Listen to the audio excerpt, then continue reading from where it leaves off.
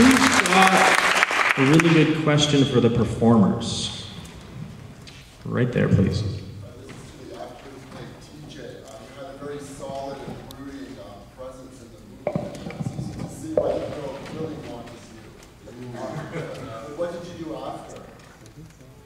Did I do after what?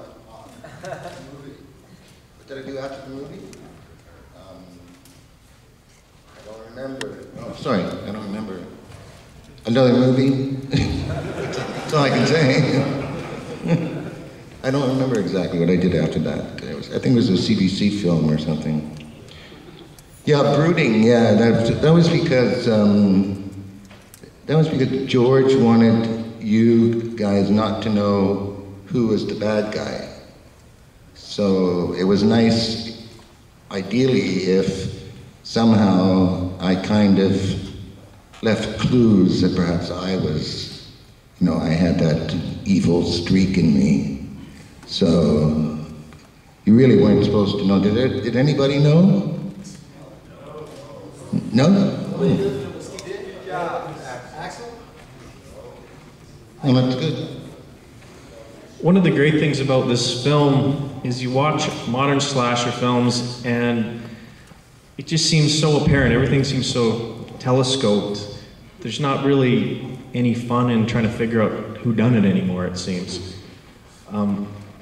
So what I want to know then is, was this always what was going to happen in the script, or was it one of those films where, well, maybe the other guy was going to do it, so we'll shoot another ending? No, never? No.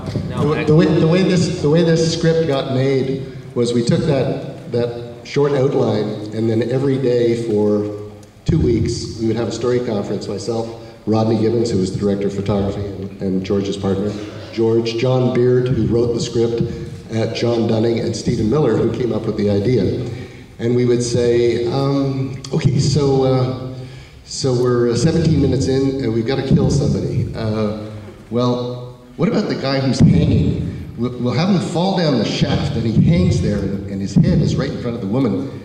Yeah, that's terrific. And he's hanging there, and his eyeballs are bulging. Yeah.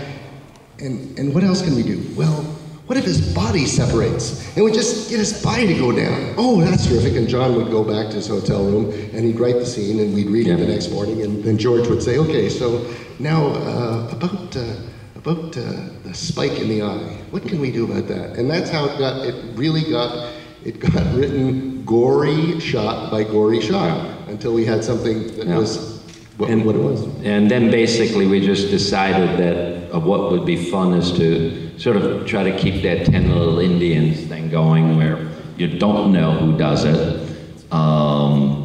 And honestly, for that effect, as a matter of fact, even we didn't give out the last few pages of the script to the actors or anybody. That's why it was called A Secret. It was the original title. We couldn't go into a town, a mining town, where almost everyone in the town had someone who they had lost in a mine, and say we were making My Bloody Valentine, and it was about an exploding mine and somebody who eats his friends to stay alive. So we called the movie The Secret.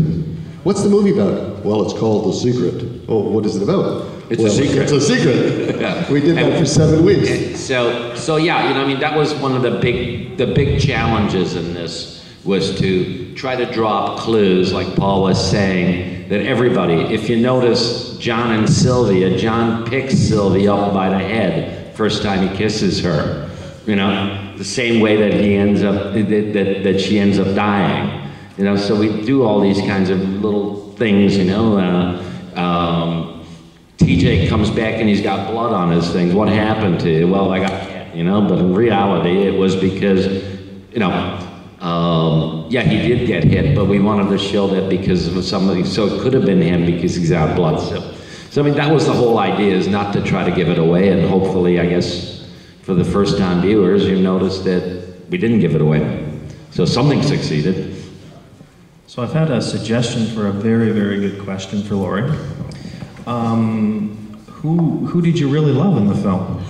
And you can't say Alf. Doesn't count. Oh my God, that's so unfair. And the sidebar question is, who's a better kisser? And And the thing is, I was also, you know, I was the first person to speak, and I think I came close to sticking to the 3-word rule. Now, you asked me the mother of all questions. You know, what we were just talking about, we didn't know as cast members who was the person. So, and also because I was a very young actor, my first time in a film, I was just dealing with it from the point of view of my character and the situations that she was in. If I'd known that all this drama was going on behind me that you're talking about, I would have run screaming. I mean, I didn't really know what was going on, other than just analyzing it from an actor's point of view. Did you know that TJ was your favorite? Can't I just say, like, that's my own secret? And I don't think I never really had a chance to have a real kiss with Axel. I did love making that scene on the bluffs. I loved that. You know, it was on my reel for a long, long time, just because the background, it wasn't luscious, but it was real, and, you know.